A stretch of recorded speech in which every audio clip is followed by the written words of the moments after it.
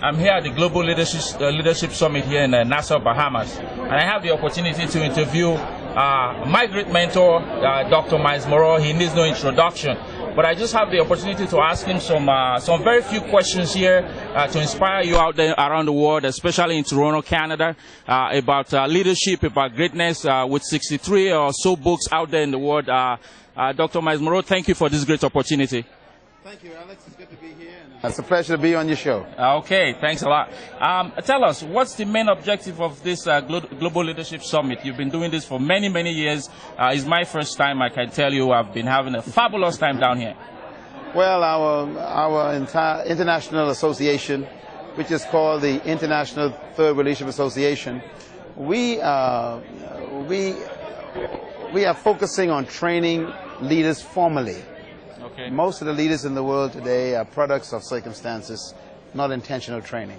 Wow. And so we have a different approach to leadership, where we organize training opportunities for leaders who are in positions of leadership or those who are emerging leaders. And this summit is one of our training opportunities. We bring leaders together for three reasons. One, and that is for networking, for them to make friends with other leaders from around the world. Two, for leadership training, for them to learn the principles and precepts of leadership and how to execute leadership. And then thirdly, for them to also become a part of a global family and to exchange ideas. And so today we have about 63 countries here. Wow. And it's very exciting to be able to see leaders grow and expand and expose themselves to new information and new people.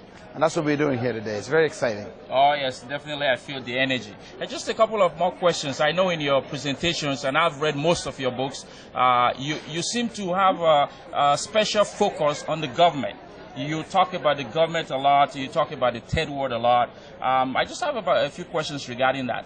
What do you think is the root cause for the breakdown in global leadership? We look at countries failing. We look at politicians and businesses failing, and we all know it's leadership. What is the root cause? I know with 63 books we can find it in one of them, but what do you think is the root cause to that? Well, we can only lead people as far as we've gone ourselves. And so when a leader stops growing, if a leader stops expanding, if a leader is untrained, if a leader has defects in their character, all of that is manifested in their leadership performance. And so one of the reasons why we have so many international problems, national problems, social problems, civic problems, local community problems, is because of the quality of our leaders. And leadership determines everything. And so if we want to improve a community, a city, a department, or a country, we got to improve the caliber of the leaders that we have. Leadership, therefore, is the secret to success or failure. Poor leadership produces poor followers. And so this is why many of our countries are having struggles. Secondly, most of the leaders that we have trouble with today are those who have not focused on strong spiritual foundations. And our association emphasizes a balance between all of them. There must be not just intellectual, but there also must be spiritual, not just attitude, but aptitude. We need leaders who are not just trained in how to execute leadership, but also how to become a leader themselves, and also to focus on the basic motivational and philosophical challenges. Many leaders today are failing their constituents because their philosophies are contaminated.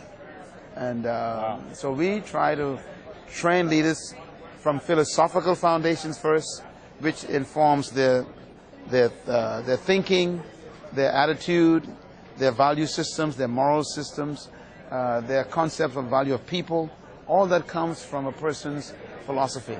And we try to restore what we consider to be the time-tested values of godly philosophy. Wow, I'm all inspired. Another term I know you use a lot is greatness. Yes. How we need to discover the greatness in us, how greatness is in us, and I know I see that a lot in your books and in your program. What is greatness to you? I think greatness is becoming yourself. That's it. I mean, it's not complicated. When you discover who you're supposed to become and you become it, then you've achieved your greatness. And this is why our perspective of being great is simply fulfilling your assignment on earth, doing what you were born to do. A bird is great because it flies. A fish is great because it swims. You are great because you fulfill what you were born to do. And so greatness is not something that you compare with other people. Greatness is you being true to what you are and manifesting that self and doing it in service of other people. I remember, sometimes we think that greatness might mean that, you oppress people or you consider yourself superior. But these are very twisted ideas. That's not greatness, that's small-mindedness. Wow. The greatest leader of all time said these words. He said, if any man wants to be great, he must become the servant of every other man. That means he must serve his gift to the world. So greatness is when you find out what you were born to give and give it to the world. And service of humanity is greatness. Wow. Well, it's a great honor to have had these few moments with you. What an amazing work, amazing energy down here in Nassau, Bahamas. I can tell you that, and I know you always say Bahamas where God lives. We will be showing you some clips about Bahamas to hopefully to inspire you, not just to come and see Bahamas, of course, but to come and see where God lives through Dr. Myles Munroe's ministry. Last question for you, Dr. Yes. Munroe, is what's your advice? So I'm going to ask you your leadership advice to a specific group of people. What's your advice to leaders of government? What would you advise them based on you've worked with a lot of them around the world? Just one sentence, leader. If you're a leader in the government, here's my advice for you. Well, for all those who are in public office, okay, it's important for them to be reminded that they are not to be served by the people, but they are to serve the people. Because leadership is not measured by how many people serve you. It is measured by how many people you serve. And that's why we call it public office. If you are in government, you are a public servant. Right. And that's what we actually call you. So you are not there for us to give you power. You are there for you to empower us. And so I would say to every leader, whether civic, government, or business, corporate, that really your number one passion and responsibility is to serve the people who look to you and serve those who trust you and look out for their best interests. Always remember this, that leadership is not about you controlling people or ruling people. It's about you inspiring people and equipping people to become better than you.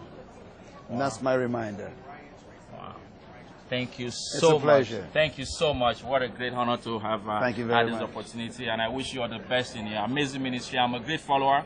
I'm following you right from Toronto, Canada, but definitely I'm right behind you, sir. Thanks you. a lot. God bless. Thank you.